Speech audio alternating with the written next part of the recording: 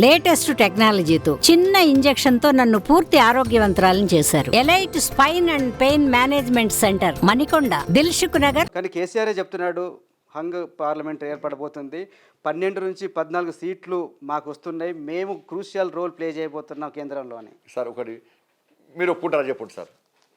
మీరు మీరు మీకు మీ సర్వే రిపోర్ట్ ఉంది కదా సార్, మీ సర్వే రిపోర్ట్ రాలే కదా సార్.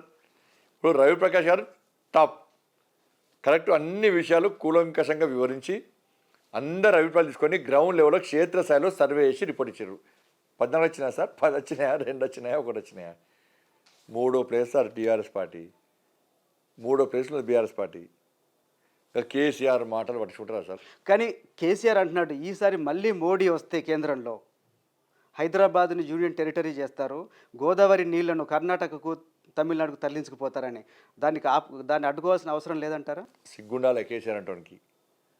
మనిషా లేకుంటే నోరా తాటి మంటనే అర్థం కాదు. ఇవాళ నేను ఫస్ట్ నుంచి కొట్లాడుతున్నా సార్. ఇవాళ కృష్ణా జిల్లాలో తెలంగాణ వాటా ఎంత సార్? 68%. ఆ రేషియో ప్రకారము 571 టీఎంసీ మనకు రావాలి. ఇలా ఆ పేపర్లు నేనే సార్ కేంద్ర ప్రభుత్వం నుంచి మినిస్టర్గా తీసుకొచ్చి నేనే బయటపెట్టిన. అప్పుడు చంద్రబాబు నాయుడు గారు ముఖ్యమంత్రిగా ఉన్నప్పుడు ఈయన పోయి మనకు 571 టీఎంసీ రావాల్సిన నీటి వాటాను ఇలా 299 టీఎంసీలకు సంతకం పెట్టుకొని వచ్చేయండు.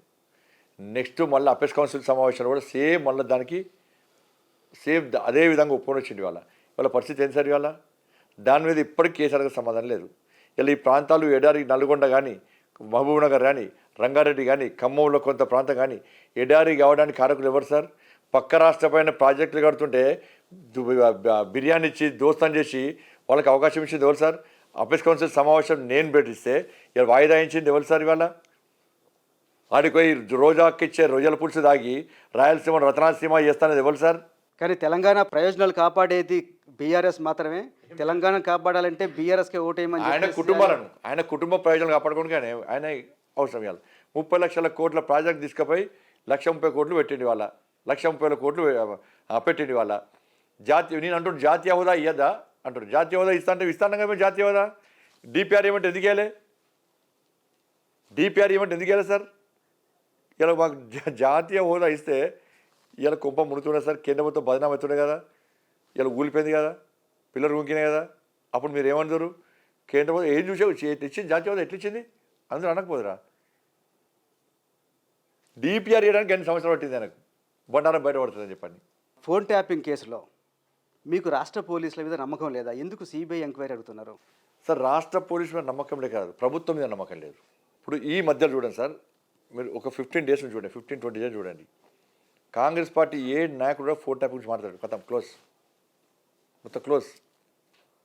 ఏ నాయకుడు మాట్లాడాడు వాళ్ళు ఫోన్ ట్యాపింగ్ విచారణ జరిగింది. రేవంత్ రెడ్డి చాలాసార్లు చెప్పాడు దానికి బాధ్యులైన వాళ్ళందరినీ జైల్లో పెడతాను. 20 డేస్ నుంచి చూడండి సార్, మీరు 20 డేస్ నుంచి మీరు చూడండి, ఇన్ని బహిరంగ సభ తిరిగింది కదా, ఎక్కడైనా ఫోన్ ట్యాపింగ్ మాట్లాడండి. ఎక్కడైనా ఎందుకు మాట్లాడారు సార్? ఎందుకు మాట్లాడలేదు? మాట్లాడాడు.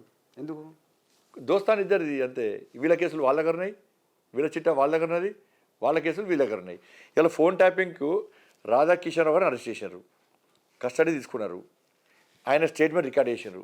స్టేట్మెంట్ నేను మొత్తం బయట పెట్టండి. నిన్న స్టేట్మెంట్లో ఏముంది? నాకు కేసీఆర్ గారు చెప్తేనే నేను ఫోన్ ట్యాపింగ్ చేసిన, ఆయన మా పెద్ద ఆయనే అన్నాడు. ఇదే వర్డ్స్ ఇవే రాసేయండు. రాసినప్పుడు కేసీఆర్ గారి బాగా దాంట్లో మీరు చెప్తున్న దానికైనా ఆధారం ఉందా?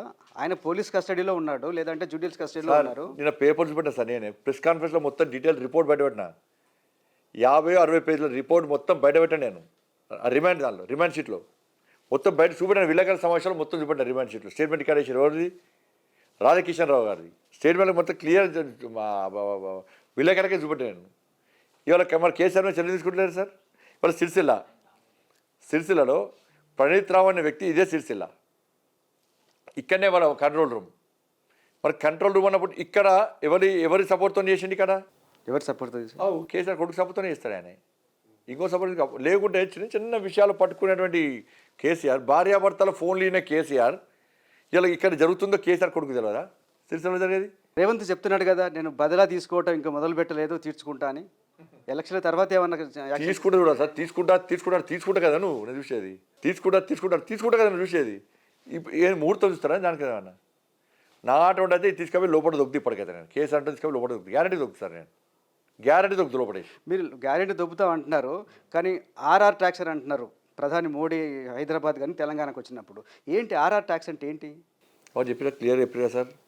ఏంటి ఒకసారి చెప్పండి. ఢిల్లీకి పక్కన కడుతుంది అదే దాన్ని కప్పమంటారా? ఏంటి ఆర్ఆర్ అంటే ఏంటి సార్ అది? ఇక వారు చెప్తారు సార్, వారే చెప్తారు సార్, నాతో చెప్పిస్తారు మీరు. మీరు తెలిసి మీరు ఎప్పుడు లేకపోతే రేవంత్ రాహుల్ ట్యాక్సా? అంతే కదా. ఇలా కేసీఆర్ ఏమో పైసలు మొత్తం చంపుకొని పోయాడు, కుటుంబం ఆదుకున్నది. ఇప్పుడు ఇక్కడ కాంగ్రెస్ పార్టీ తెలంగాణకేమో ఆయన ఇప్పుడు జీతాలు ఇవ్వడానికి ప్రతి నెల ఖర్చు మీద 11,000 కోట్ల రూపాయలు కావాలి కేసీఆర్ ఇచ్చిన అప్పులకు కట్టాలని. ఈడనేమో రైతు భరోసా ఇవ్వడానికి పైసలు, 2,200 రూపాయలు ఇవ్వడానికి పైసలు, జీతాలు ఇవ్వడానికి పైసలు, ఏం పైసలు. కానీ ఢిల్లీకి పంపడం మాత్రం పైసలు వస్తున్నాయి వాళ్ళకు.